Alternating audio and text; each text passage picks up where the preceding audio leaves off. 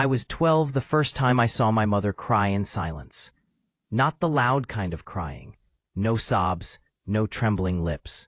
Just her hands trembling slightly as she wiped the kitchen counter over and over again. Dad had just left for work. Or maybe he'd stormed out. I don't even remember anymore. What I do remember is how quiet she looked.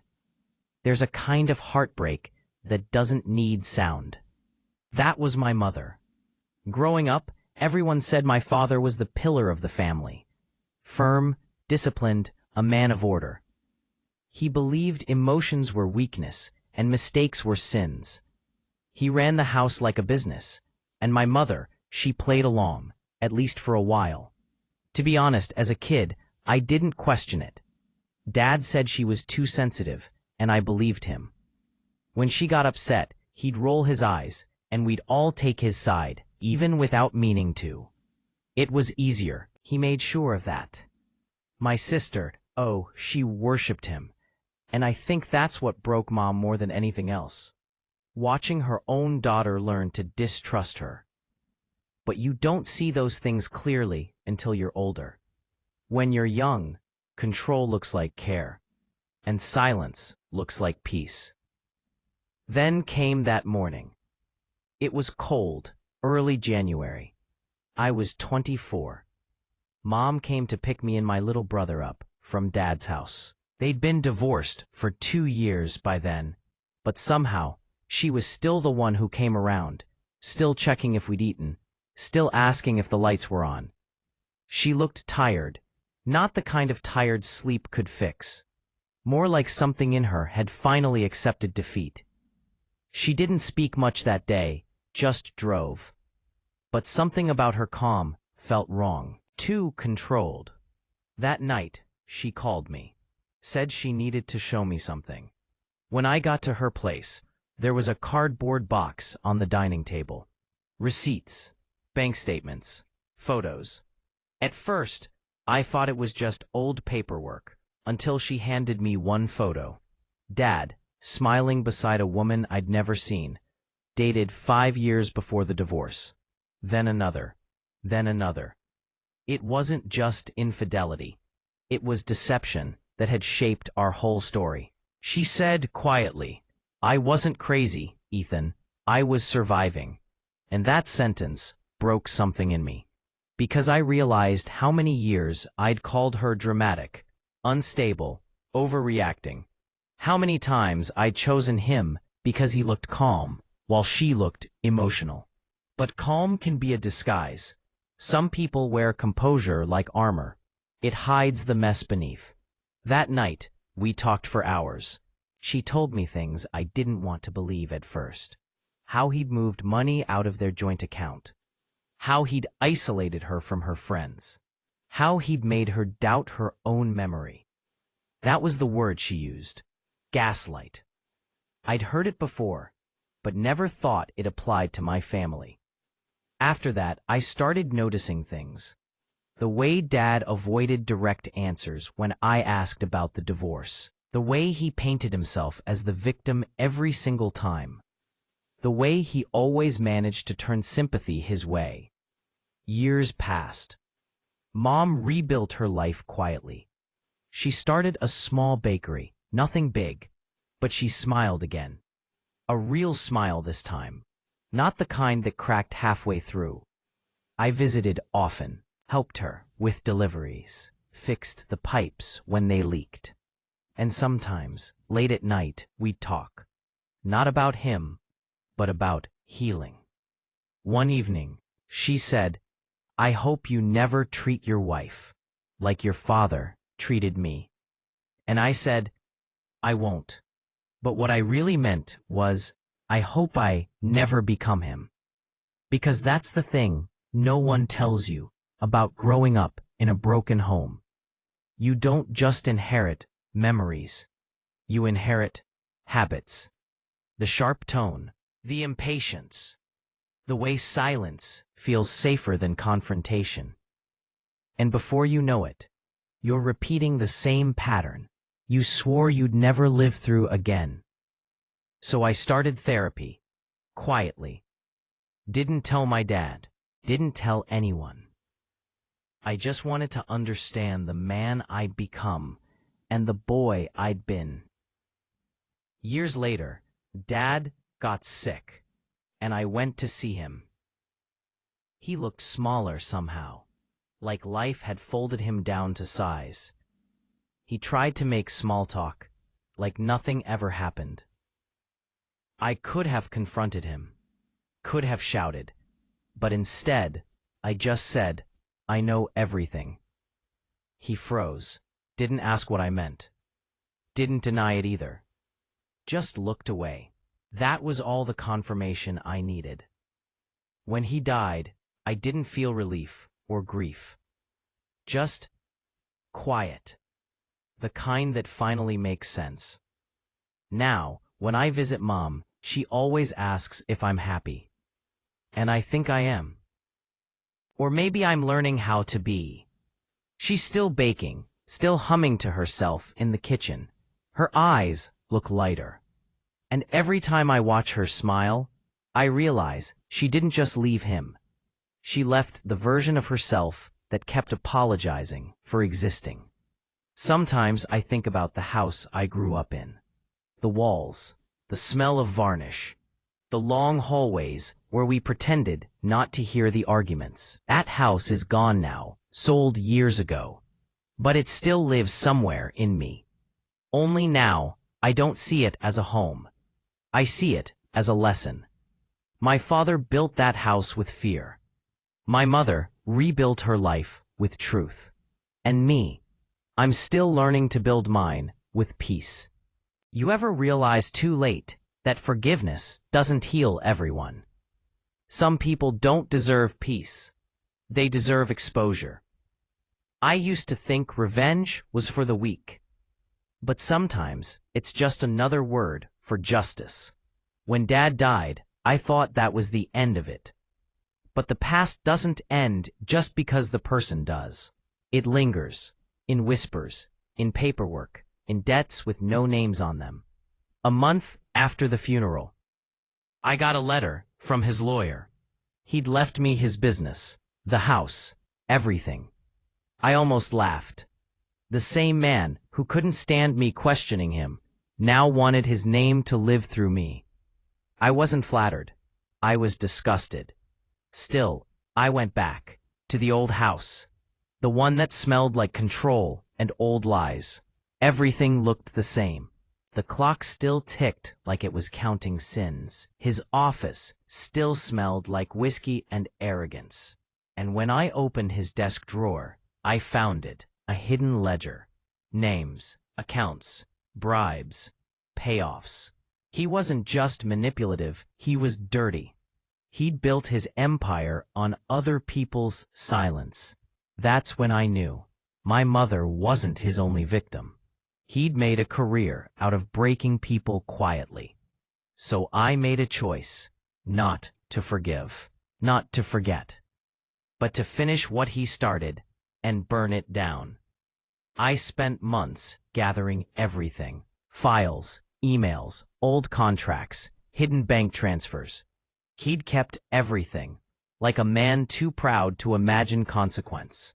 By the time I was done, I knew every sin he'd ever buried, and I decided the world should too. I created a folder, labeled it Legacy, leaked every document, sent copies to journalists, ex-partners, even the government. When the story broke, his name, the one he loved more than his family, became poison overnight. It wasn't rage that drove me, it was clarity. I wasn't destroying him, I was revealing him. And when people started calling me, asking if I was proud, I didn't answer, because it wasn't pride. It was something colder, something like balance. Then I found one last thing. A will revision. Turns out, he'd left a trust fund in my sister's name, the same sister who'd turned my mother's pain into a joke for years, who called her dramatic, unstable, pathetic. And guess who managed that fund? Her husband, Dad's protege. I almost ignored it. Almost. Until I saw the date on it. 2 weeks before the divorce. That was money he stole from Mom. So I called her, my sister, told her we needed to meet. She came, of course. Still smug, still dressed like life never touched her. We sat in Dad's old office. I told her everything. Every account, every falsified signature. And then I slid the ledger across the table. Her face changed. The kind of change that only happens when your God dies. She realized she wasn't the heir of a legacy. She was the daughter of a fraud. She whispered, "You're ruining him." And I said, "No. He already did that. I'm just letting everyone see it." She left in tears. I didn't follow. A few months later, I sold the house. Every stick of furniture, every portrait, every memory that smelled like his lies. And with the money, I did something small but meaningful. I rebuilt Mom's bakery, turned it into something bigger. A phrase, the house we built. That's what I called it. She just looked at me, like she knew, and said quietly, "Let it go now, Ethan." But I couldn't, not yet. Because revenge doesn't end when the other person falls. It ends when the part of you that needed it finally exhales. The final chapter came one rainy evening. I went back to the cemetery, his grave. No flowers, no visitors, just a slab of stone with his name etched deep. I stood there a long time. Then I spoke, softly, like a confession. "You built a house on lies, but I turned your ruins into truth, and that's your legacy now." I dropped his ledger at the foot of the grave, let the rain soak it through, watched the ink bleed, page by page, until every line was gone. Then I walked away. People think revenge is fire, all rage and smoke. But it isn't. It's ice. It's patience. It's watching rot collapse under its own weight. My father left behind his empire, but I left behind his curse. And that, I think, is what it really means to build a new house. I always thought revenge would feel loud, explosive, like a thunderclap that shakes the sky and tells the world he got what he deserved. But it wasn't like that. It was quiet, almost sacred. By the time my father realized what I'd done, it was already too late. See, I didn't stab him or pull a trigger. I didn't even lay a hand on him. I just gave the truth a stage and let him destroy himself on it. I'd spent months collecting everything. Emails, recordings, witness statements. Every document my mother had left behind, plus the ones I dug up myself. My father had stolen from her company, hidden assets, framed her for debts she never owed. She didn't run because she was broken. She ran because he was dangerous. The night it all ended, I called him to dinner. He was older now, slower, but still had that same smug calm, the kind that makes your blood crawl. "You've changed," he said, swirling his whiskey. "Still chasing your mother's ghosts?" I smiled. "No. I found them." I handed him a folder.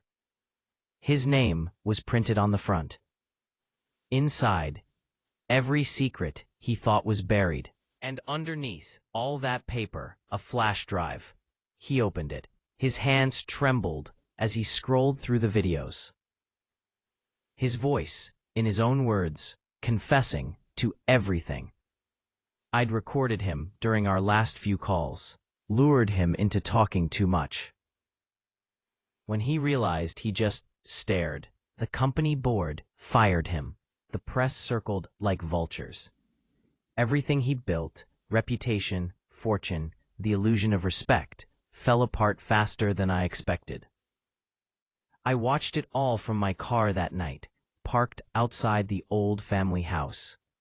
The one he said my mother didn't deserve. There were lights in the windows again.